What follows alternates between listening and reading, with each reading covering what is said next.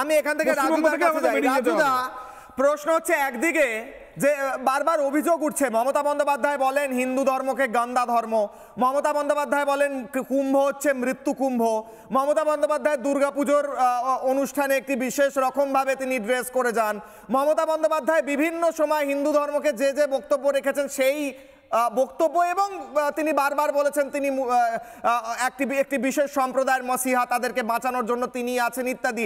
তোষণের রাজনীতি এবং আরএসএস এর এই মুহূর্তে হিন্দু ঐক্য জাগিয়ে তোলার রাজনীতি, এই দুই পক্ষের মধ্যে হিন্দু ঐক্য কি 2026-এ বাজি মেরে যাবে বলে মমতা বন্দ্যোপাধ্যায় চিন্তিত হয়ে পড়ে আরো বেশি করে তোষণ করছেন?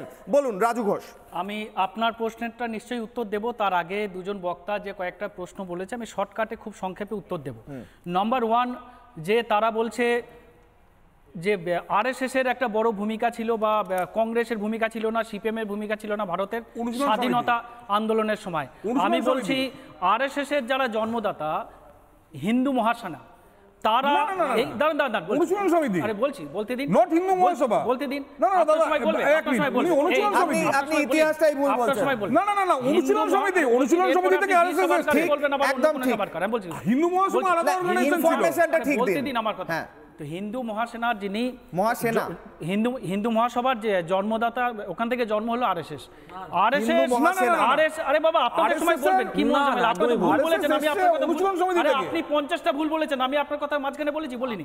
আমি বলছি কুইট ইন্ডিয়া মুভমেন্টে আরএসএস এর কোনো ভূমিকা ছিল না, বিশ্ব হিন্দু মহাসভার কোনো ভূমিকা ছিল না। তেরঙ্গাকে দাঁড়ান, তেরঙ্গাকে এখনো আরএসএস মাত্র কয়েক বছর আগে আপনাকে বলি, আমি আপনাকে এর আগে আরএসএস আমি ইতিহাসের ডিবেটে যাব না স্যার, সরি, আমি বর্তমানের ডিবেটে আসবো, রাজু ঘোষ, আমি বর্তমানে আসতে দিন। ইতিহাসে যদি যেতে হয়, এক সেকেন্ড স্যার, আমি বলছি যে বলছে সিপিএম এর, আমি বাইকটা শোনাই, হ্যাঁ আমি বাইকটা শোনাই স্যার, আমার বাইকটা শোনাতে হবে। মমতা বন্দ্যোপাধ্যায় আরএসএস নিয়ে কি বলেছিলেন শুনি, ইতিহাসে পরে যাব। বর্তমানে মমতা বন্দ্যোপাধ্যায় আরএসএস নিয়ে কি বলছেন, আরএসএস নিয়ে ভয় কেন এত? আরে ভাই, তারা যদি, আপনি বলছেন আরএসএস এর কোনো ভূমিকা ছিল না, স্বাধীনতা সংগ্রামে, তাহলে ভয় কেন? তাহলে আরএসএস নিয়ে এত কথা কেন? তাহলে দেশভাগের হুমকি কেন? মমতা বন্দ্যোপাধ্যায় কি বলেছিলেন আরএসএস নিয়ে শুনবো, আর রাজু ঘোষের কাছে এবং বাকিদের কাছে আসি, শুনুন। আমি দেখছি একটা ক্যাম্প করে বসে আছে, লেখা আছে আরএসএস। আপনি ধর্ম করুন, আমার কোনো আপত্তি নেই, কিন্তু প্লিজ দয়া করে সবচেয়ে যে লোকটা ভারতবর্ষের ক্ষতি করেছে তাকে সাপোর্ট দেবেন না। আপনারা অনেক সময় অনেককে সাপোর্ট দিয়েছেন, আমার আপনাদের বিরুদ্ধে কোনো কিছু বলার নেই, কিন্তু আমি এখনও বলবো এই লোক দুটোকে আর সাপোর্ট দেবেন না।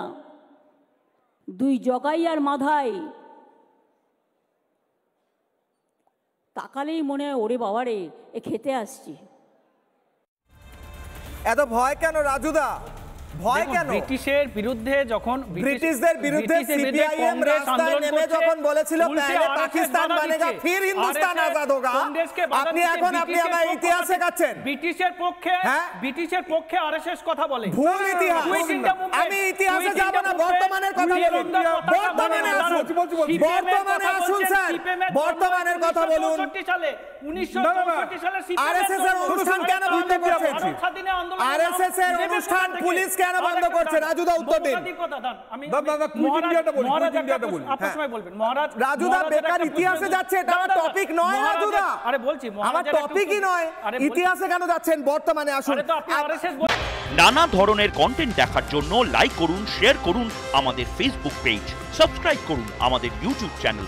পাশাপাশি অন্যান্য ব্রেকিং নিউজের জন্য অবশ্যই চোখ রাখুন রিপাবলিক বাংলায়।